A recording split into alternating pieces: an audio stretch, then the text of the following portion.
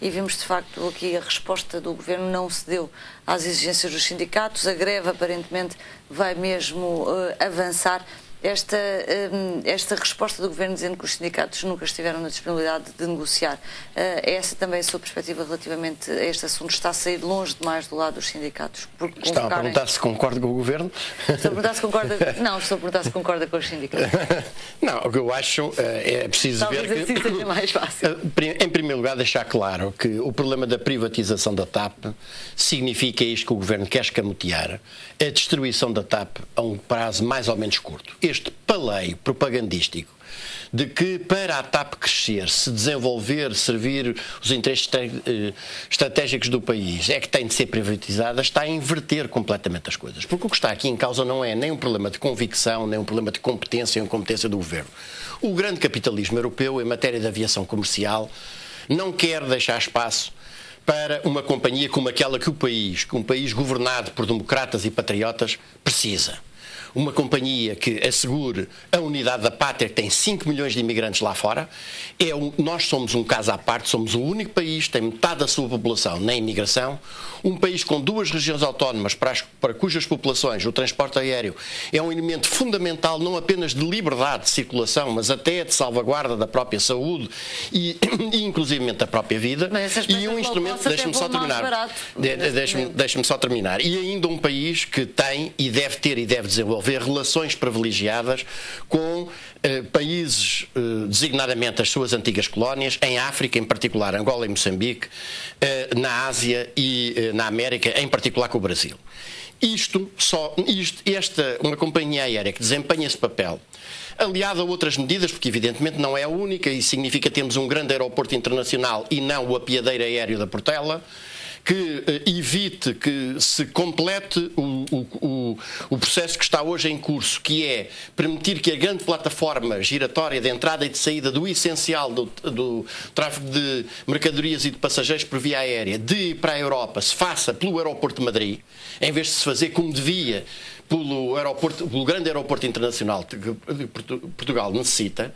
Ora, a verdade é que neste quadro há 4 grandes companhias europeias correspondentes ao grande capitalismo europeu em matéria de aviação comercial, e essas não querem deixar lugar a uma companhia que tem de desempenhar este papel, uma companhia ao serviço dos portugueses e dos interesses portugueses.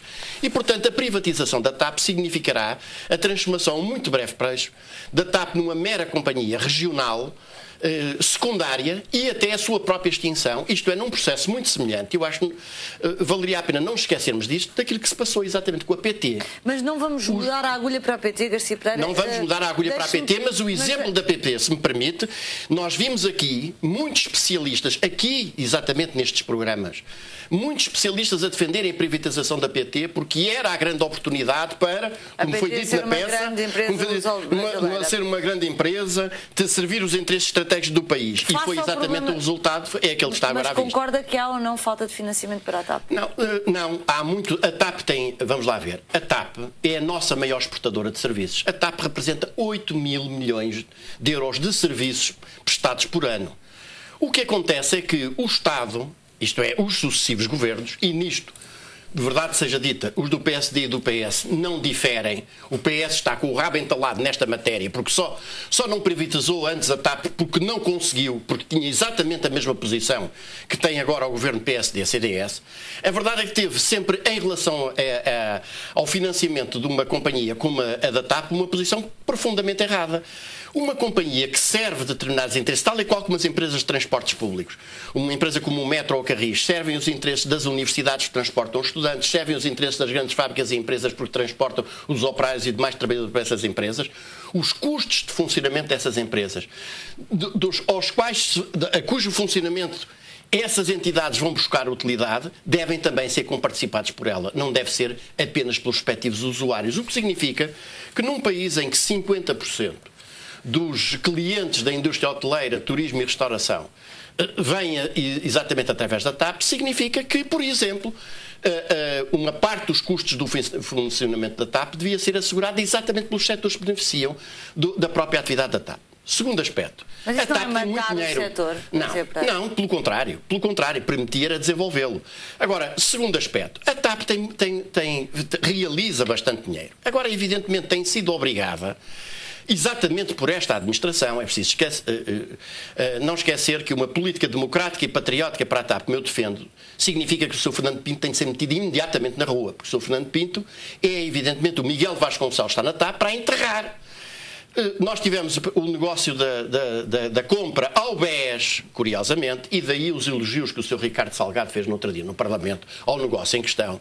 A compra do governo de Sócrates da Portugália pela TAP, por um preço absolutamente exorbitante para a TAP, 150 milhões de euros, que é um valor 4 ou 5 vezes superior àquilo que efetivamente a Portugália valia na altura, e sob o pretexto que a Portugália asseguraria com a sua frota as rotas de médio curso e a TAP operaria com as suas aeronaves as rotas de longo curso. Falhou completamente isso. Temos um negócio da VEM, que é um negócio que, se nós tivéssemos Polícia e Ministério Público a sério, já tinha metido na cadeia o Sr. Fernando Pinto, porque o negócio da VEM é um negócio não só de traição à pátria, porque só faz sentido numa lógica de que a TAP fosse dissolvida na Varig, como é um poço sem fundo, servidor de fundo. E, mas portanto, foi em troca da VEM que vieram as rotas para o Brasil, e as rotas que dão muito dinheiro à TAP.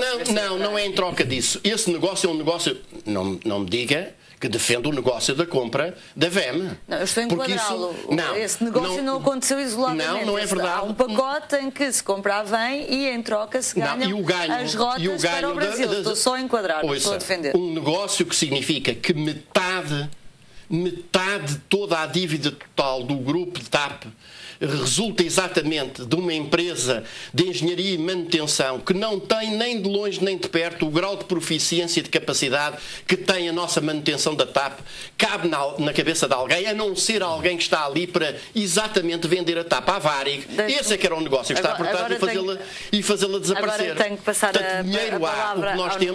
O que nós temos é uma lógica de fazer extinguir uma companhia que não cabe na lógica dos grandes interesses do capitalismo europeu. Para um governo que está cá para aplicar esses ditames, evidentemente que o que segue é privatizar e a seguir transformá-la na PGA da Europa. Faltam cerca de 8 meses para que mude o governo e, como dizia há pouco Garcia Pereira, a TAP é uma empresa estratégica para Portugal. Sendo este um assunto tão relevante para o país, devia haver aqui uma tentativa de acordo relativamente ao que fazer à empresa. Não, devia haver um debate, isso sim, um debate sobre a estratégia a seguir para a empresa. Porque, na verdade, entre o PS e o PSD têm fundamentalmente a mesma posição. Agora, conjunturalmente, neste momento o PS está interessado em afirmar que é contra, pelo menos, uma privatização total. E a primeira questão aqui a levantar é porque é que um governo que sabe que está a prazo, e a um prazo curto, quer à viva força impor o timing e o facto de não se mata a privatização. Que interesses políticos e económicos e outros é que estão por trás deste empenhamento. Essa afirmação de que a TAP só pode crescer se for privatizada é profundamente errada, e é preciso dizer que é profunda. É falso o argumento de que o direito comunitário impede todo qualquer auxílio estatal.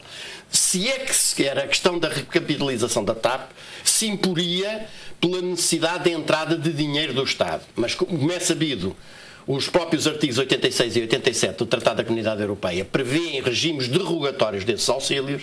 O argumento de que já foi concedido uma vez o tal auxílio no PESEF, no âmbito do Plano Europeu de Saneamento Económico e Financeiro da TAP, dos 180 milhões de contos, portanto, qualquer coisa como 900 milhões de euros, o Governo esqueceu-se de dizer que essa regra é um princípio que vigora durante 10 anos e já lá vão 20, acrescentando que toda a gente sabe que, por exemplo, na França, o governo francês encontra maneira de salvaguardar uma indústria automóvel vital como a Citroën. Mas não tem as companhias aéreas, Garcia.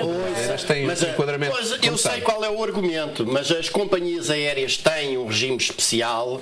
Vamos a ver que não impede que a própria companhia aérea vá buscar capitais ao seu próprio ganho, e é aqui que está a questão. Era até possível o lançamento de uma subscrição pública, tal e qual como se fez em Portugal quando foi do ultimato inglês em 1890, como alguns saberão, perante a necessidade de afirmar uma certa capacidade de defesa da soberania do país, foi lançada uma subscrição pública que permitiu a aquisição do Coraçada da Mastor e mais 4 navios para a Marinha da Guerra.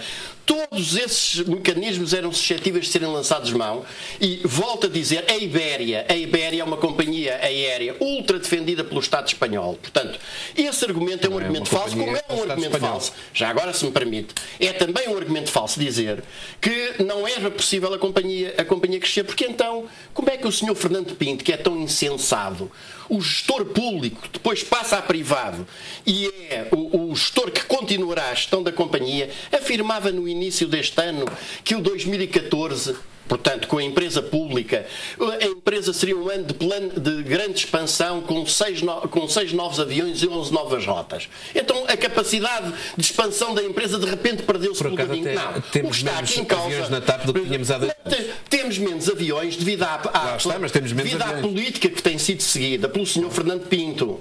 O Sr. Fernando Pinto tem liquidado sucessivamente a companhia, designadamente por seguir uma estratégia de compra de aeronaves ultra velhas.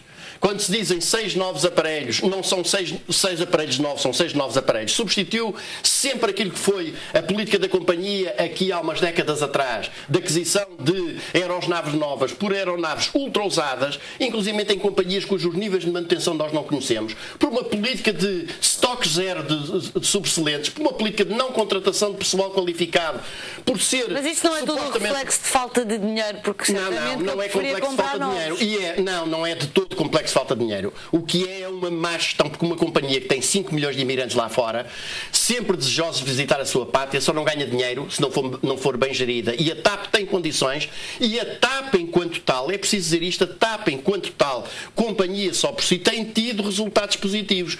Aquilo que de facto provoca um desequilíbrio de contas, como os senhores sabem, metade dos 1.000 milhões de euros dos prejuízos da TAP SGPS resultam do cancro da VEM, o tal da autoria do Sr. Fernando Pinto. E, portanto, esta questão que se põe do lado dos trabalhadores não é só do lado dos trabalhadores. Quer dizer, eu acho muito bem que os trabalhadores assumam o comando da empresa.